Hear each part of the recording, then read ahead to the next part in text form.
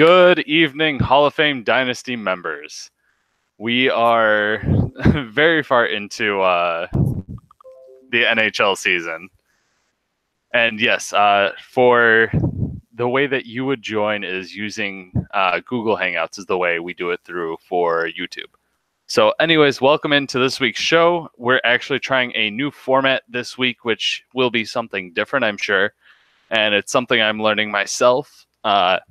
Basically, we will be doing a review show every week, and that will, obviously, they will get longer depending on what we have to cover on, especially now. Right now it is the winter sports time, so obviously we have NBA and NHL going on. So I'll be doing one big show every week to incorporate both of them into the league or into the show, and that way we can get a review simply easier for getting all of the stats out there. That way we're not moving halfway through the week before the next show, and we get to incorporate a lot more of the bigger going-ons, the scores, all of that without getting too far away from it. So I'm hoping that this new process kind of works out, and we'll see. And if you guys want to join me in the chat on YouTube, either way, so that way I don't constantly have Slack dinging in my ear, that's up to you guys, but I'm going to start the show. And it was a hell of a week this week, actually, between all of the sports. Obviously, we had some big games go down. We had a couple of trades. We had a lot of pickups and drops. So we'll kind of go through all of that when we get into it here. So why don't we go ahead and start it off? We will be reviewing NHL Week 14 and the goings-on of NBA Week 12. And I'm very excited. Obviously, this format is going to be different, like I said. And then there will be some slight crossover when it comes to baseball. We will have all three sports going on at one time. So that'll obviously be a longer show. So why don't we get into it for now?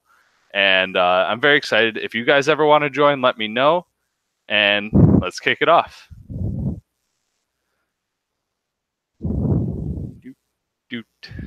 I got it right this time, right away. All right, so obviously for NHL League news, we had a lot of pickups and drops. I did not cover all of them in this slide or this show. I mean, we can't really cover every single one, but obviously the most recent pickups last night were the Anaheim Mighty Ducks dropping center/left winger Andreas Athanasiou, I guess, after and he did claim center Philip Denault, who's put up 4.3 points per game over the last 4 days. Pretty good production, even though it's out of a center. I mean, it's never bad to try and find the hot hand, and that's something that I myself also did the same with defenseman Travis Sanheim. He'll be replacing left winger Alex Iafallo, who has been cold as of late, and also he lost his top line deployment. He's playing on the second line now for the LA Kings, so obviously not as much time on ice, not as many possibilities for points, so I got rid of him. And mentioning the LA Kings, our LA Kings, led by Chris Barnes, finally filled his minor league system, and with some very young, high-ceiling prospects that are a while away. Most of them are 17 or years old, so obviously he's got a few years to wait on that, but that's why we have the minor league system, especially those LA Kings. I mean, they're showing a lot of promise over the last few weeks. They're pushing for that top playoff spot, and I know that's exactly what Chris obviously plans on doing, is making the playoffs and making a run, because you never know what's going to happen. So reminder, the trade deadline is January 27th. It will be in the middle of that 2 week span where the matchups are 2 weeks because of the NHL All-Star Week. So please keep that in mind, that it's a weird spot for it, but that way we are not having teams buy a championship at the last second, I think that way we've got 5 or 6 regular season weeks for teams to kind of set their lineups and figure out their teams and go from there. That way we don't have huge players being moved a week before playoffs. And then there are only 8 weeks left in the regular season, including week 15, which is this week. That was about it for hockey news for this week, we really didn't have any big trades, no big pieces moved, not even little ones.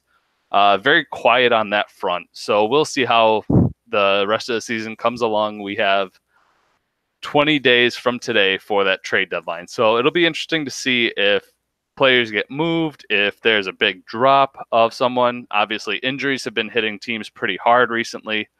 So why don't we get into this week's matchups? And this week was actually probably one of the most fun weeks because none of these matchups were truly decided until Sunday. We didn't really have anyone run away with any of these matchups. And I was pretty surprised just because of the fact that, I mean, every week we've had somebody run away, at least one game get taken away from another.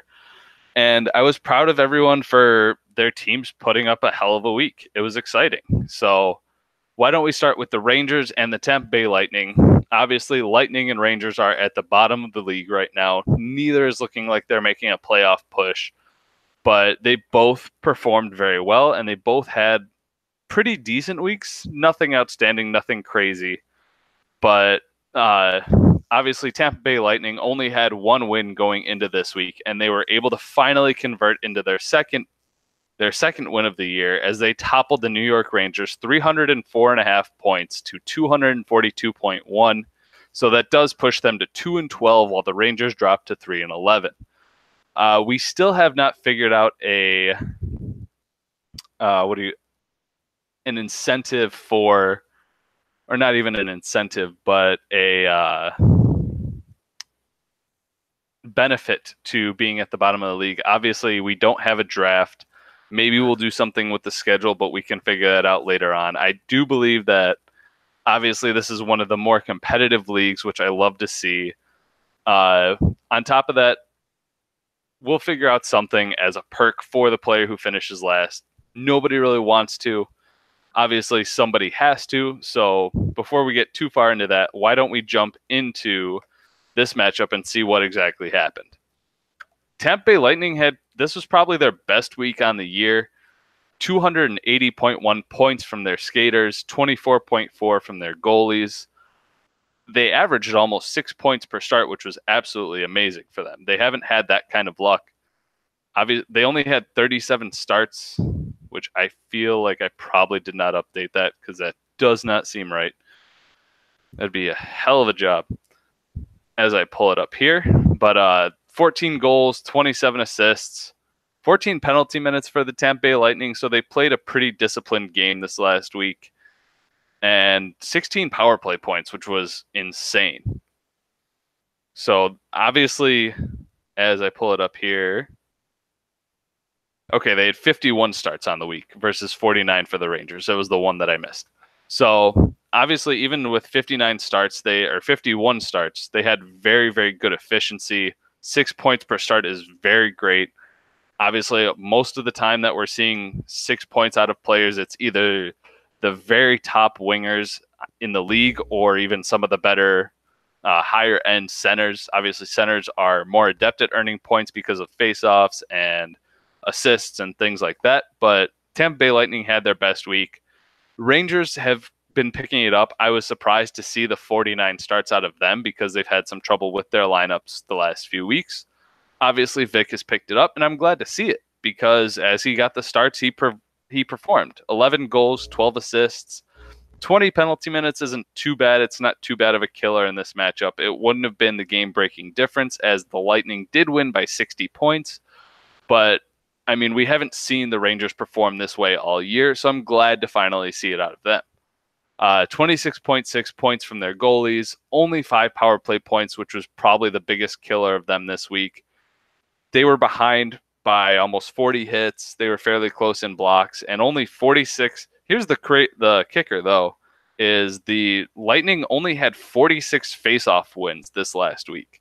So Middlestad and Tyler Seguin and Robert Thomas did not do very well in terms of grabbing the puck from the faceoffs, but they obviously didn't need it all that much either, which was great. I mean, the fact that you can dominate by 60 points without having many faceoffs wins, even though they're not worth a lot, it's still impressive. And obviously, it was the Tyler Seguin show, like I said, 48.3 points, one of the highest scores of the week, and that they are owned by the Tampa Bay Lightning. And the New York Rangers were able to get one of the stars of the week with left winger Zach Parise, who put up 33.9 points for the obviously for the New York Rangers and for the Minnesota Wild in real life. And he's been performing very well, even at an age 34 season. And then the third star of the week was defenseman Justin Falk at 29.9 points. I almost put Matt Duchene there, who also had 29.9. But I just thought it was impressive that Justin Falk had, as a defenseman, had 1 goal, 2 assists, 11 shots on goal, 2 power play points, and 8 blocks on the week. So, I mean, a great performance. Obviously, Duchene is expected to be up there every single week. And he had 3 goals, 2 assists, a bunch of shots on goal this week, but I felt like Justin Falk needed some time in the spotlight, so he deserved it. We'll move on to the Anaheim Mighty Ducks, who traveled to Minnesota, and obviously Minnesota hasn't had the best luck this year, so they knew they were in for a battle when it came down to facing the Ducks this week. The Ducks have been one of the toughest opponents with only 3 losses on the year, and they will remain at 3 losses on the year as they toppled the Minnesota Wild by just over 50 points by a score of 299.5 to 246.7. This was a close matchup. Even though the score shows that the Ducks won by 50, the Wild were in this all week, and Sunday was the killer for them, unfortunately. They weren't able to get to their lineup in time, and Mac absolutely admitted to it later in the week, or obviously later Sunday night, that he was not able to set his lineup the way he wanted to because he had some of the early games and he checked his lineup just before 4 o'clock. So he's able to get some of those players in, but we did have some 1 p.m. games on Sunday. Unfortunately, it did cost the Wild a win this week as they drop this week. So they drop to 5-9, while the Ducks move up to 11-3, and they will take they will be tied for their division now, and we'll get into that later when we get to the Colorado matchup, as Colorado has been trying to fend them off all season, but I don't want to get ahead of myself.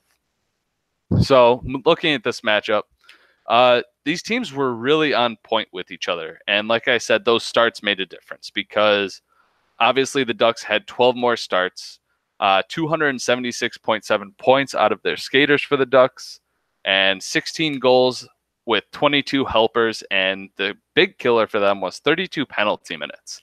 That takes away about 16 points from their total, so not a true killer, but we can see that these two teams performed at the same level, 4.40 points per start. I feel like that's probably a season low for the Ducks because they've been one of the hotter teams all year. They've consistently been over 300 points. So not the most beautiful week for them, as shown by their only 4 power play points, which was brutal for them because they've been, like I said, a hot team. They've been a team to beat. They've been a top contender all year. And this was a real down week for them. And unfortunately for them, they were still able to come away with the win.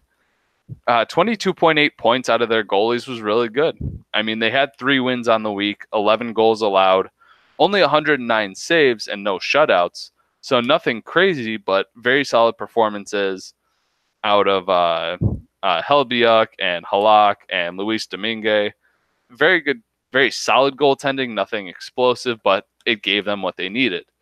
Moving on to Minnesota, obviously the 4.40 points per start on 56 starts led to 210.1 points out of their skaters. Only 12 goals, only 10 helpers, and that's the bigger part, is the 12 assists were the biggest difference here. Their team was really cold. Obviously, Elias Pettersson being hurt later in the week didn't help. Even though he had a wonderful start to the week, he had to leave the game early on Saturday, I believe it was, when he got tangled up with Kotkaniemi, as I stumble over his name, obviously.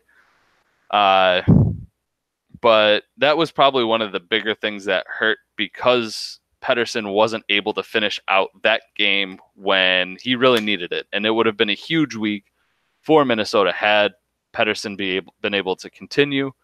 I will say that the Wild did play a very clean game with only 10 penalty minutes on the week. But the biggest thing for the Wild was the fact that they were limited to only one power play point on the week. And they're a team that consistently sits in the double-digit mark, especially when you go back to week 13 where they had 6 power play points. Week 12, they had 9 power play points. So obviously, the one power play point on the week is really rough. That's obviously not what you want to see, especially in a week where there were a lot of higher scores, even though offense did seem to be down overall throughout the league this week. 36.6 points out of their goalies is a really good performance. Fleury and Varlamov were the only two that really actually played this week. Thomas Greiss did not do anything for... Actually, sorry, that's the wrong matchup. Whoop. As I switch my screen. There we go. Cam Talbot, Martin Jones, and John Gibson had great weeks for the Wild. 2 wins out of Martin Jones was one of the bigger things. Cam Talbot put up more points as he faced more shots and did have a shutout on the week. But neither of those goalies will make our 3 stars of the week, as the Ducks were led by center Connor McDavid with his 35 points. And you had the flexible Leon Draisaitl put up 29.7 for Minnesota, and Elias Pettersson put up 25.7. Like I said, in the shortened week, I feel like he, especially as a rookie playing for Vancouver, he could have had an excellent week and probably crossed that 30-point mark and put the Minnesota Wild closer to the Ducks. Unfortunately, he did have to leave that game early on Saturday, and he did not return, and he is currently on IR, so we'll see how that affects the Minnesota Wild at this point, who haven't had the best luck. So moving on to our next matchup, we had the hot LA Kings taking on the Nashville Predators, who I told you guys to watch this game all week, and I mean, there really wasn't any game you wanted to turn off, but this was one of the best games of the week, especially coming down to Sunday. Unfortunately, the LA Kings ran off with it and destroyed the Nashville Predators by 50 points. Obviously, it's not where you want to sit. I mean, it is what it is, but the Nashville Preds have been a very tough team all year. Very good team. And the LA Kings, now that they have some competent leadership with Chris Barnes, I expect to see them make a run. And I'm really excited to see what they can do, because this is going to be exciting to watch. And a 50-point win at this point in the season is what they needed. It did bring them up to 5-9, which is great. Nashville falls to 6-8, which is unfortunate for them because they do have to hold on to it, hold on to that spot. So if they want to make the playoffs, it's going to be tough. They need to keep playing up to the way we know they can play. And let's dig into this matchup.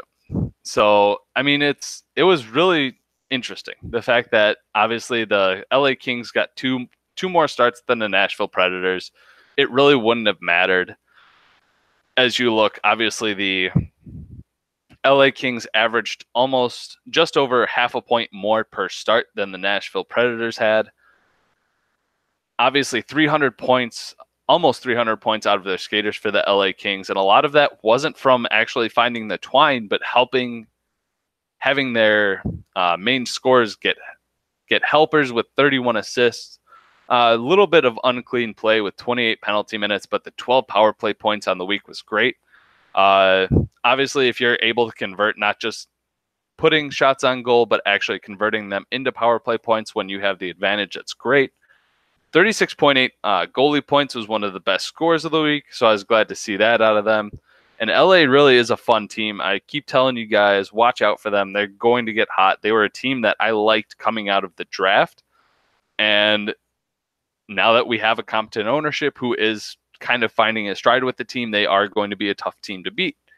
And I realized that he had 4 goalies start this week, and that's helped contribute to his 36.8 points. Jacob Markstrom with 10.8 on the week, Braden Holtby with 8.6, and Ben Bishop with 11, along with Sergei Bobrovsky, who didn't have the best week. 1 win, 3 goals allowed on 27 saves. Not as clean as you'd like, obviously, with the 3 goals allowed, but still it got him through the week. Moving on to Nashville, they only had 263.1 points out of their skaters. So not the way that you would want to see it, but I mean, still a great week. They were one of the top higher scores this week, middle of the pack. But 15 goals, 25 assists, and the biggest difference is, yeah, they had 4 more goals, but those 6 more assists for the LA Kings obviously brought them into about the same area of contention.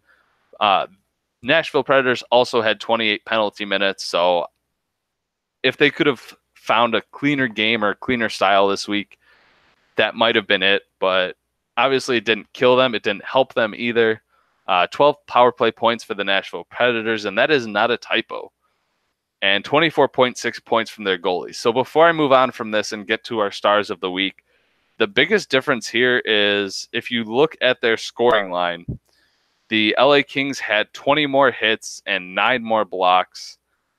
A lot more shots on goal, and that's where the real difference in this matchup came, where the LA Kings had 153 compared to 112, and at 40 shots on goal compared to that 40 shots on goal difference is huge.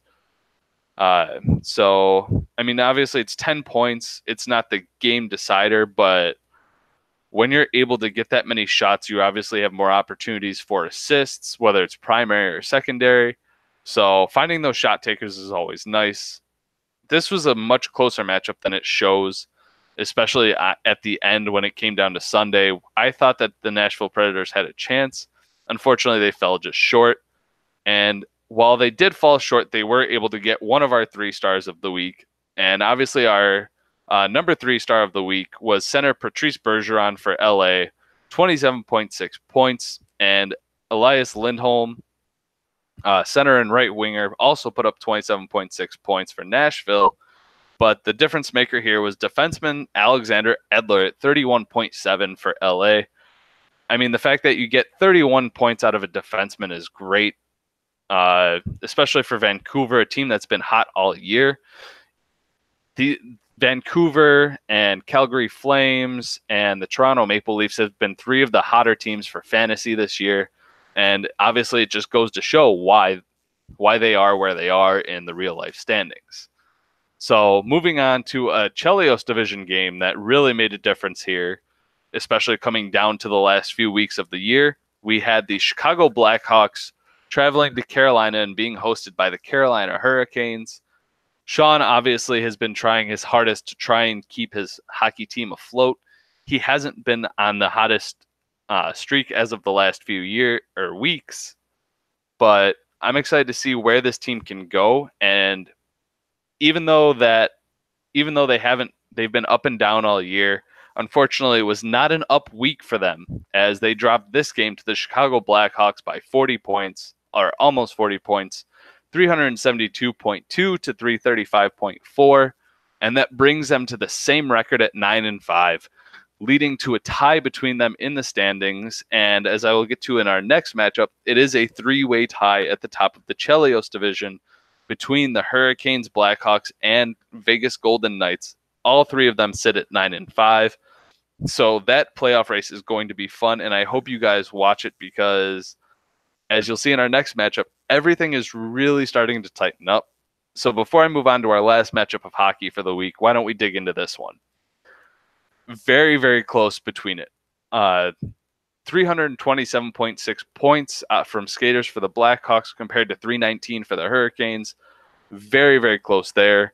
The biggest start was the average points per start, where you had 5.5, just over 5.5 points per start for the Blackhawks on 66 starts, where the Hurricanes were just below 5 points per start with 69 nice starts on the week. And the biggest difference here, obviously very close in goals, 17-18. You had 34 assists by the Blackhawks compared to 28 assists for the Hurricanes, and that's the real kicker there.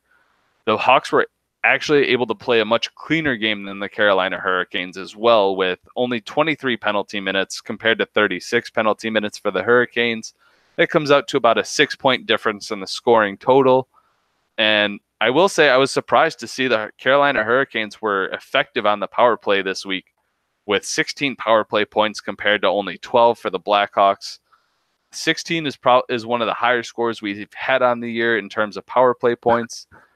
And it was a very impressive offensive week for the Hurricanes. Unfortunately, the difference really did come down to the goaltending this week, which is something we haven't seen.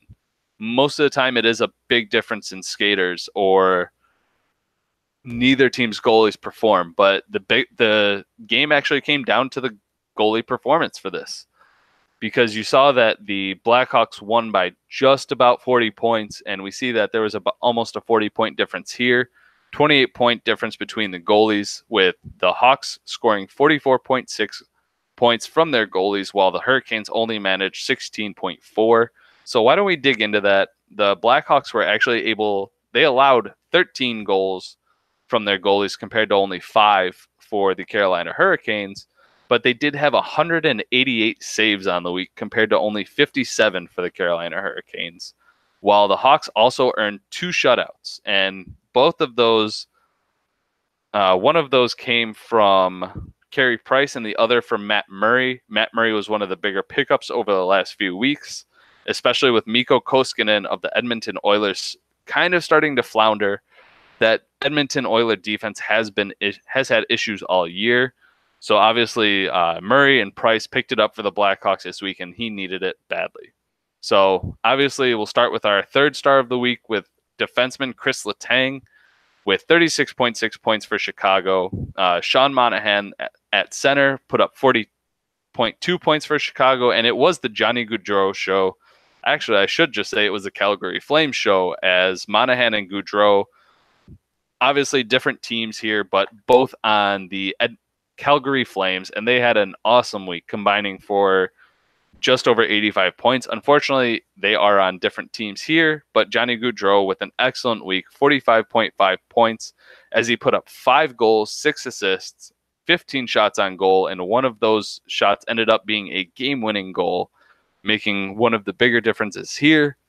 And while it may have been the Gaudreau show, unfortunately, it was not enough, especially when it came to the defensemen who were hurting the Carolina Hurricanes early in this matchup. And it did come down to that. So why don't we move on to our last matchup of the week with the Colorado Avalanche and the Vegas Golden Knights. I really didn't think this matchup was going to end up the way it did. I will say the Avalanche, obviously everyone knows they've been the best team on the year, and some of that has come with some luck on playoff matchups and hitting teams at just the right time when they're hot or when they're cold, and the Colorado Avalanche are hot. Unfortunately, it did not remain the same for them this week, as they did fall to the Vegas Golden Knights by a score of 411.5 points to 396, which brought the Colorado Avalanche down to 11-3, while the Vegas Golden Knights were able to elevate themselves to a respectable 9-5 record at the top of the Chelios division. Tie, like I said, part of that 3-way tie that is going on in the Chelios division, which also moves the Colorado Avalanche down into a tie with the Anaheim Mighty Ducks at the top of the Ed Belfour division. So I'm curious to see how that plays out the rest of the season. That'll be a fun one to watch. So why don't we dig into this matchup for the final matchup of this week for hockey? This was one of the most impressive performances by any team this year. Both of these teams almost 6 points per start, 378.6 points from skaters for the Avalanche, while the Vegas Golden Knights just outplayed them. Those 2 extra starts helped, as they got 10 more points out of their skaters this week.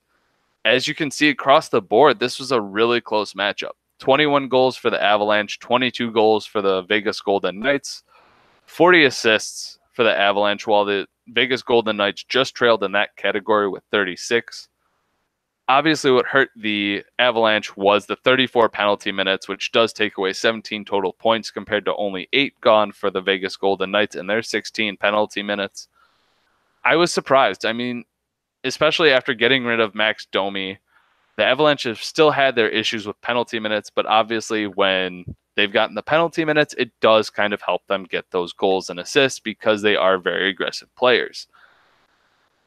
You're going to have some of those loss in points, but when you're putting up 21 goals, 40 assists on a week, you really can't be too disappointed.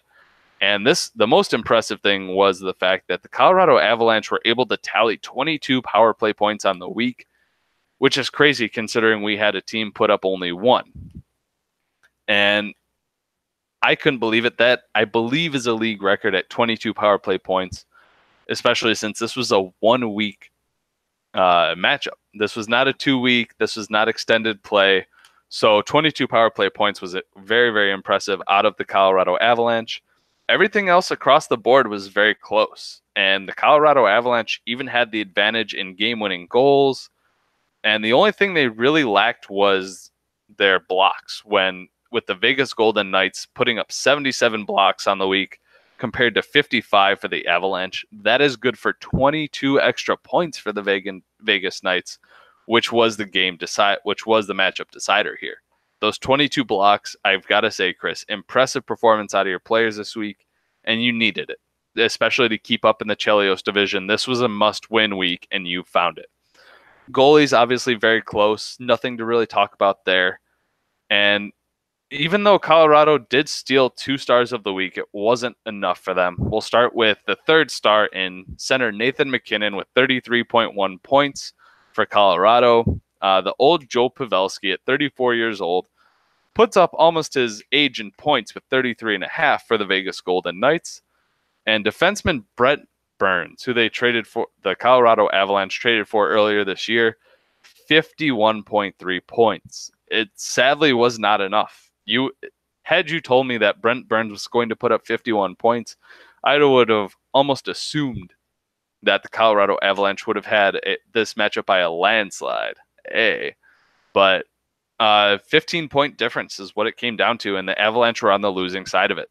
I was not disappointed, but impressed by the Vegas Golden Knights to score that 400 burger, which I believe is the second on the year. 411.5 points. So good job, Chris, and you will stay with us at the top of the Chelios division and make this playoff run even more fun than it already has been, especially with a lot of the teams coming back and finding their stride. Everything really has come back to the middle of the pack.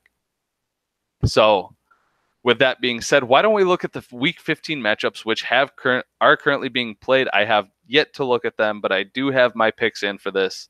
None of the games started, so I will not be looking at that when it comes down to it. Obviously, one of the top games of the week will be the Anaheim Mighty Ducks and the Chicago Blackhawks facing off against each other. Not just because it's my team, obviously, but because the implications that this matchup is going to have when it comes to playoff seeding, when it comes to division races here. This is one of the more fun matchups.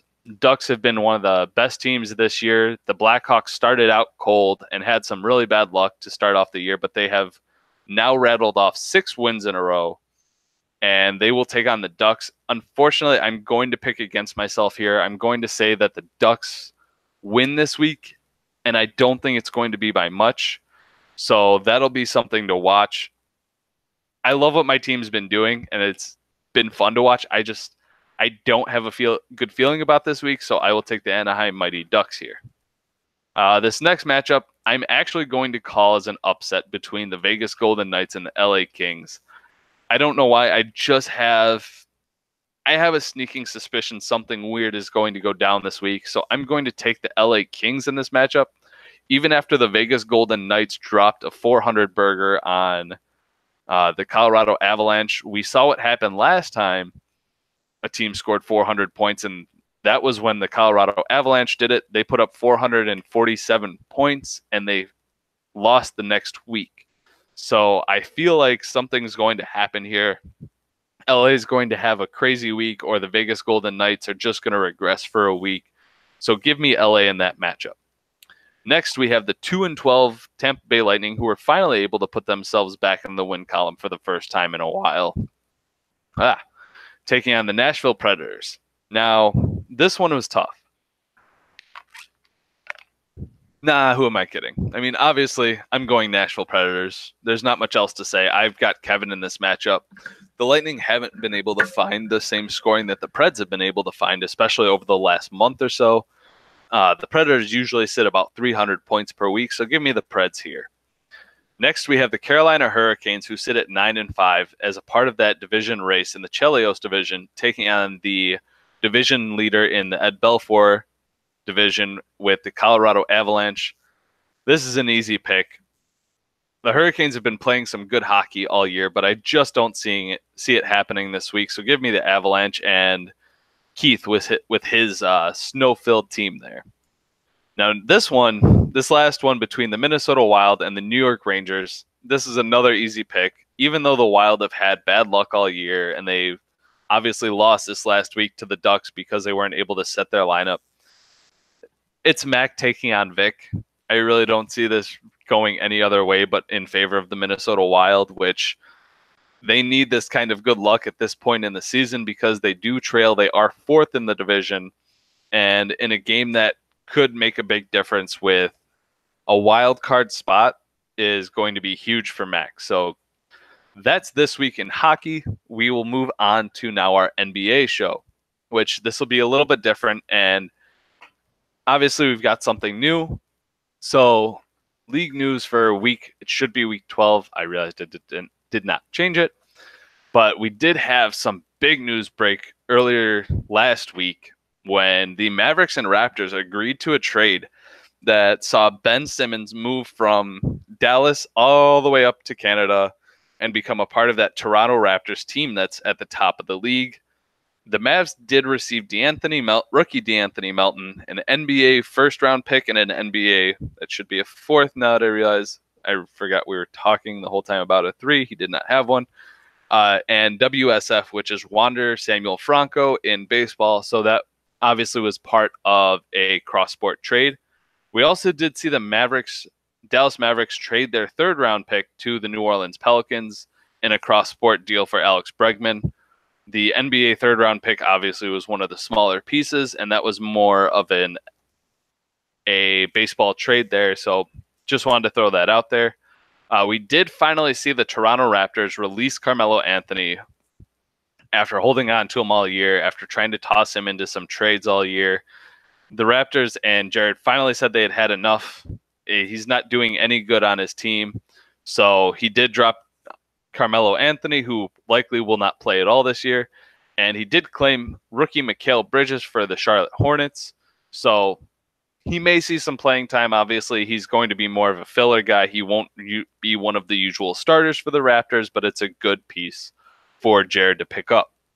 We did see JaVale McGee get dropped by the Atlanta Hawks, but was quickly claimed off of waivers by the Denver Nuggets, who are chasing the Toronto Raptors at this point, and any improvement they can make to their team, they will make. We saw the Timberwolves drop Bam Adebayo, who has not been impressive at all this year. It's been really a down year for Bam, and he hasn't taken that step that we all kind of thought he would, but, I mean, it is what it is.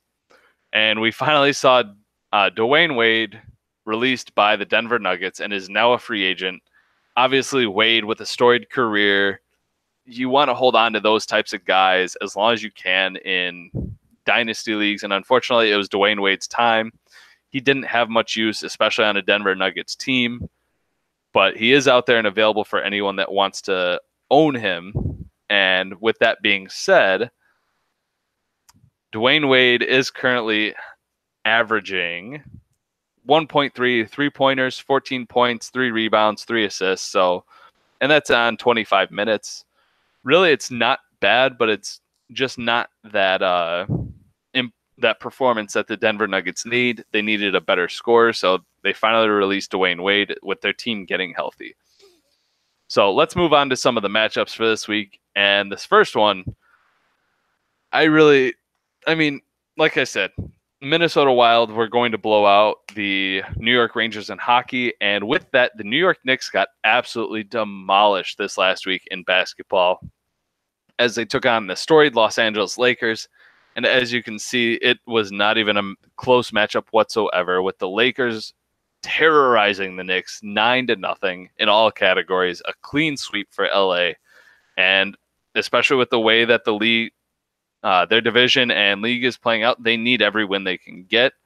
They do sit at the top of the Michael Jordan division with 65 wins, 42 losses. and 1 tie, while the Knicks fall to 4th place in the Larry Bird division at 50, 57, and 1. So why don't we kind of break down this matchup and see what we have? It was really close in certain categories.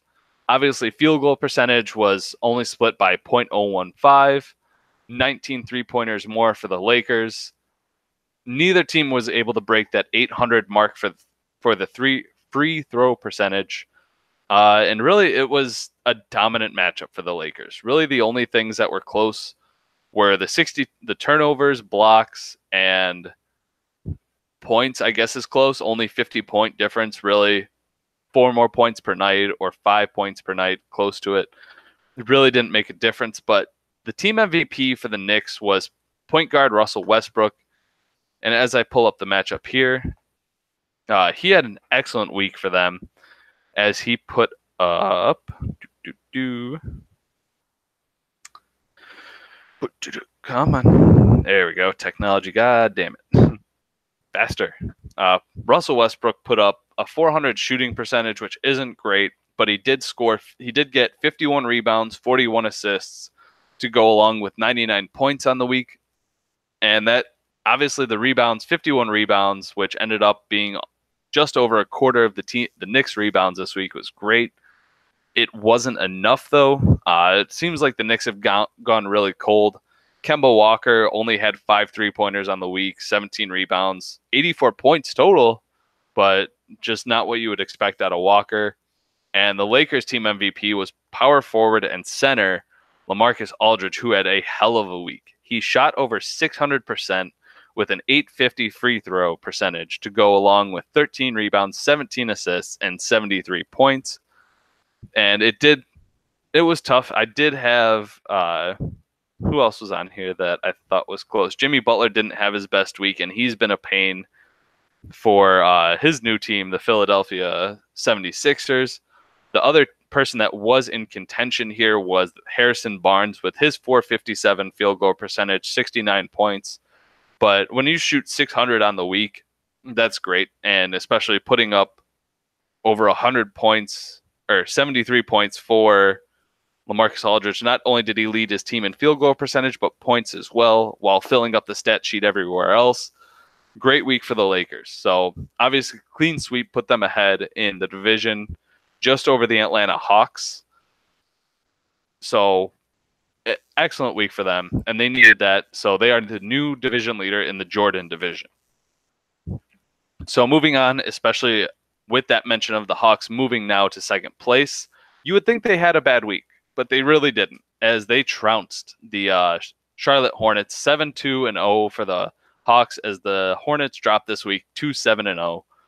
And it keeps the Hornets at the bottom of the entire league with 29 wins, 78 losses, and 1 tie, while the Hawks sit at 61, 45, and 2. And that 4-game difference is what it is now, and that's why the Hawks sit in second place after leading that division most of the year. So looking at this one, this was an absolute blowout by all means. There was nothing that the Hornets could have done. The fact that they came away with 2 categories was impressive to me, I guess, in a way. The fact that they were able to keep their free throw percentage pretty high, and we'll kind of get into it as we dig here. Obviously, field goal percentage was still fairly close, but the Hawks doubled the amount of three-pointers made than the Hornets, 33-65. Almost, they performed double in rebounds with 120-243. Assists was almost doubling. I mean, the Hawks doubled almost everything that the Charlotte Hornets threw at them. It really didn't matter. But obviously, 37 turnovers by the Charlotte Hornets. And because of that, their team MVP was power forward and center John Collins. And he had a good week, I will say. As I pull it up here, where did he go? Yeah, John Collins, 568 shooting percentage, only 6 three-pointers made, 44 rebounds, which is one reason you see that their rebounds at 120. He was the main reason for that. And 68 points to go on top of that. So John Collins was pretty much everything for the Hornets this week. And with that, the Hawks were able to rely on veteran point guard Mike Conley, who he didn't have the best shooting percentage, and that's, I think, one of the reason that the Hawks sat at 473, as he shot only 414 on the week, 6 3-pointers, but he did have that 895 free throw percentage to go along with 71 points, 11 assists, and 13 rebounds. So double-double, obviously, throughout the week when it comes to fantasy, and that was a big reason that they scored 671 points on the week, thanks to point guard Mike Conley. So moving on to another, a very close matchup that really doesn't look it by the score, was the Minnesota Timberwolves and the Chicago Bulls. Obviously, this is an interdivision matchup, playing across Bird and Jordan, so no real change-ups here when it comes to their divisions. The Bulls sit at the bottom of the Bird division, even though they would currently be 8th overall in the standings. They were able to take down the Timberwolves by a score of 6-3 to 0, which brings them up to 46-60-2 on the year, while the Timberwolves fall closer to the Bulls' overall record at 49-58-1. So looking at this matchup, you wouldn't have guessed that it was as close as it was. Obviously, 6-3-0, still a fairly close matchup when you consider we only use 9 categories. But looking at the stats, I mean, 0.2 of shooting percentage made the difference here. The Timberwolves were able to find 6 more 3-pointers compared to the Bulls. 800, just over a 300ths of a difference in free throw percentage, with the Bulls actually shooting just over 800, while the Timberwolves fell just below that 775 mark. And you look at everything else that's here, a difference of 13 rebounds, a difference of 10 steals, 1 block, 11 turnovers. This matchup really could have gone either way. And the fact that you had a difference of 4 points between these two teams, had things broken the right way for the Minnesota Timberwolves, they could have found themselves even higher. It just unfortunately was not max week. I mean, you go and look at the starts. You did have 42 starts for the Timberwolves compared to 33 starts for the Bulls. So you kind of wonder what the Bulls truly are. I mean, are they a competitive playoff team or not? If they can set their lineup and get a few more starts, maybe they are, maybe they're not. I mean, the fact that they were able to take the Timberwolves to this close of a matchup just shows what they're capable of at not even, I would say, probably 80% of their strength.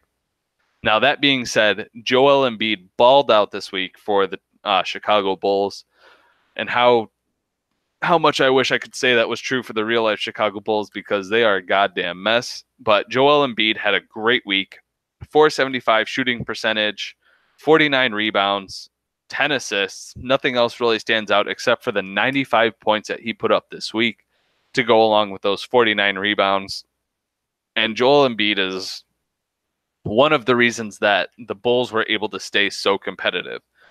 I mean, guys like Nikola Jokic and Jared Allen had decent weeks, but they were not able to carry the weight like Joel Embiid did. Now, for the Minnesota Timberwolves, they can thank their matchup for being this close thanks to shooting guard and small forward Andrew Wiggins, who didn't have something crazy, but was their best performer this week with almost 450 shooting percentage, only 4 3-pointers made, not a whole lot else besides his 67 points on the week. And that's kind of where a lot of the players for the Timberwolves are role players, whether it's Trae Young with 12 rebounds and 28 assists on the week, or Lonzo Ball, obviously, with 10 rebounds and 9 assists. While Wiggins may not have filled up the stat sheet like Joel Embiid did, he was able to score and put up the points, and that's exactly what the Timberwolves needed to keep this game close. So, obviously, Andrew Wiggins, huge for the Timberwolves, but it was not the way that they wanted this week to go. So, Mac with 2 losses on the week when it comes to hockey and basketball, not the best week in fantasy for Mac. So, moving on, we had the dominant Denver Nuggets taking on the lowly Dallas Mavericks, and it was a stomping. There wasn't much that the Dallas Mavericks could have done to win this matchup, and just wait till you see what I mean when we dig into the stats. But the Denver Nuggets trounced this week at a score of 7-2-0 over the 2-7-0 Dallas Mavericks, and once you see it was not close, but it does drop the Dallas Mavericks down to 38-70-0. They are one of the only teams without a tie on the year. Same with the Denver Nuggets at 68-40-0. So I think it was obvious that the Dallas Mavericks are not looking to compete in basketball this year as they sold off a big piece in Ben Simmons. They're looking to compete in other sports and kind of build something within the next few years, considering all the picks and draft capital that they have going into the 2019-2020 draft. So why don't we look into this matchup and see what exactly happened? And this one wasn't even close. I mean, the field goal percentage by over 5/100ths of a point. You had a difference of almost 50 3-pointers. The Mavericks somehow led in free throw percentage as the Denver Nuggets fell below the 750 mark with one of the lowest free throw percentages on the year in a week. 122 rebounds to 305. The Nuggets doubled the assists that the Mavericks had, doubled the steals, 6 times more blocks than the Mavericks had. They've had struggles with blocks all year. They haven't been able to do that.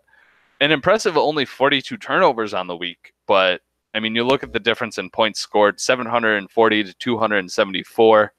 Obviously, Ben Simmons was not performing for the Mavericks, and they were tired of his underperforming ways. And, of course, his first matchup as a Toronto Raptor was great. So, because with the Ben Simmons gone, the team MVP belonged to Devin Booker on the week, who had one of the best weeks that the Mavericks have seen for their team this year. And looking at that matchup, Devin Booker had a .471 field goal percentage. So without Devin Booker, I'm sure the Mavericks are sitting at a 300 something on the week, and a lot of that is due to Monty Morris and Jalen Brunson, Alonzo Trier, Miles Bridges, all shooting below 350 on the week. So that's terrible. But Devin Booker had one of the best weeks I've seen for my team. Only 5 3-pointers made, but 7 rebounds, 18 assists, and to go along with 80 points. The 80 points is what I'm happy to see out of Devin Booker. So he is injured now, unfortunately, but maybe that overall helps with my team long term, see what I can get out of other players. Obviously, the Nuggets MVP was the very hot Kawhi Leonard as he went for the revenge game against his old San Antonio Spurs teammates. He shot for over 600% this week. Not many 3-pointers, but he did hit double digits in rebounds, assists, and almost hit triple digits with points at 96 on the week. So he accounted for a ton of points for the Denver Nuggets and in an impressive win out of Denver. Now, moving to the last matchup on the week, we had the Toronto Raptors and New Orleans Pelicans. Now, I know Kevin hasn't had the best competitive window for baseball or football, but he's been obviously competitive in hockey, as we looked at earlier in the show. But his Pelicans, I really hadn't paid too much attention to basketball, obviously, overall, with us focusing so much on the NFL playoffs and kind of getting everything else set with the holidays between Christmas and New Year's. And the Pelicans, they were above 500, but unfortunately, after this week, they fell just below as they lost to the Raptors 6-3-0, and they only had 3 wins on the week. So it dropped them to 52-56-0, while the Toronto Raptors sit at 78-30-0, 10 wins ahead of their rival Denver Nuggets. I'm very curious to see how that plays out.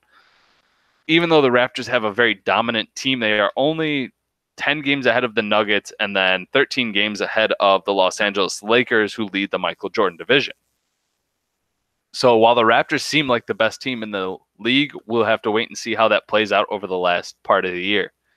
So looking at this matchup, the Pelicans played a hell of a week. And while they may have lost, I would not be disappointed if I was Kevin, because he took on Jared, best team in the league right now. And his team was right there with him almost the whole way through pretty much everything. Obviously, much better field goal percentage at .512, which is amazing on the week. A .512 field goal percentage. 5 more 3-pointers made, 96-91. Unfortunately, he did take a hit in the free throw percentage by .02. Obviously close there. Rebounds wasn't even close with almost a 90 or 100 rebound difference. The assists, only a 30-something difference there. 20 more steals for the Raptors, 30 more blocks for the Raptors, which was impressive. And then to move on to turnovers, that was really close. The Pelicans were able to play a lot cleaner of a game with their 95 turnovers compared to 103. Unfortunately, it didn't matter because the Raptors were scoring left and right as they put up over 1,000 points on the week. And a lot of that was led by Paul George, obviously shooting guard / small forward, who put up 116 points with 12 of those being 3-point shots, who shot 429%, 20 rebounds, 10 assists. So obviously, I would consider that a triple-double, I guess, in fantasy, because obviously it's very easy to hit double-doubles and triple-doubles when it comes to it in fantasy with it being a week-long matchup. But obviously, impressive performance out of OKC's Paul George, while the New Orleans Pelicans can thank Stephen Curry for keeping it as close as it was. He put up 111 points on the week with 17 rebounds, 12 assists, 23 pointers made in that Golden State and game where they were just tossing up threes left and right. And he did have also a shooting percentage over 550, which is one of the reasons that we see the Pelicans at over 512 total. The Pelicans are a team to watch. They may not be a top of the league team right now, but just looking at these stats, had they faced anyone else, they would have had a dominant win. So, Kevin, keep your head held high. Even though you won't walk away with a winning week this week, it is something to watch because you were the second highest scoring team. A little bit of bad luck obviously led to it. So, especially with that, why don't we turn it ahead to the next week, to week 13, and look at the matchups and see if any of the teams that just lost can bounce back. Of course, Ben Simmons is going to get his revenge game this week as the Dallas Mavericks take on the Toronto Raptors. Shortly after being dealt, Ben Simmons is looking to show up as previous owner, and I think that's going to happen with the Toronto Raptors. If they're able to beat the Pelicans by a score of 6-3, I'm not excited to see what's going to happen to my team, who obviously I'm trying to look for youth, trying to build something from the ground up. This being my first time doing fantasy basketball, I've got a lot to learn, and I know that, but I've got the Toronto Raptors winning this week. Now, the Timberwolves, they can breathe fairly easily this week because not only do they face Vic in hockey with his New York Rangers, the Minnesota Timberwolves will take on the New York Knicks in New York. It won't matter, though. I mean, home court advantage be damned. The Minnesota Timberwolves are going to stomp the New York Knicks this week, and I've got Mac bouncing back in 2 sports, walking away with 2 winning weeks this week. So give me the Minnesota Timberwolves in a good win over the Knicks. Now we've got a really good matchup here that's going to determine the leader of the Michael Jordan division in the Atlanta Hawks taking on the Los Angeles Lakers. And it's Chris versus Chris, as I just realized as I started talking. It's Chris v. Chris, leader versus second team, obviously, with the Lakers taking over the division this last week. And I'm going to say that the Hawks are a damn good team. The Lakers have found their stride. So I'm predicting Chris to win. Now, which one will it be? I don't know. But I guarantee you a Chris will win this matchup. I'm going to go with the Lakers. And as I clicked one too many times, give me the New Orleans Pelicans over the Chicago Bulls this week. The Pelicans coming off a tough loss to the Raptors. I feel like they're going to bounce back, especially against a Chicago Bulls team that hasn't shown a lot of interest as they only had 33 starts this last week. I know that Steve we've all been busy with holidays and things like that, but the Bulls have gotten a little bit lucky. They haven't had the same type of performance that other teams have had, and the Pelicans are a sneaky good team, even though they sit at 3rd in their division.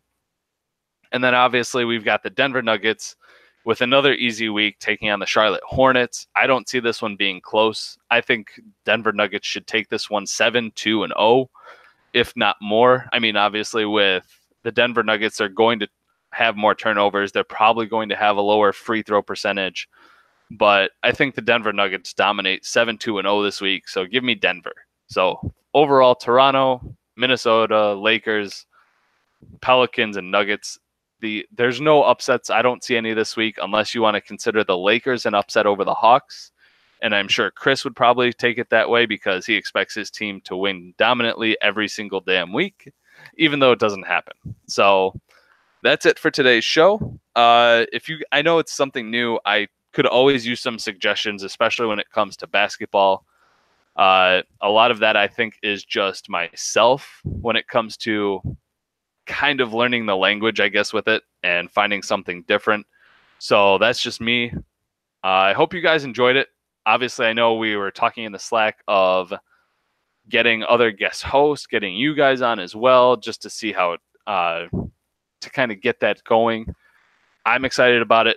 We do have, let's see, I believe it's, as I pull it up here, we have 8 weeks left in hockey, and I believe we have 9 weeks left in hoops. So as I pull it up here, as I bring that up, I will say that I believe they finish right around the same time.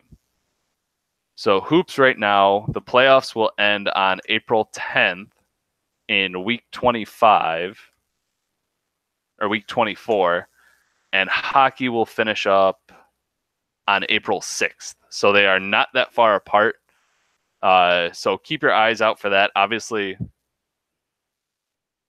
okay, the championship week is 9 days long for hoops. That's why there's a difference, is that few extra days, which that'll actually be fairly entertaining to watch. So we'll see what happens from there.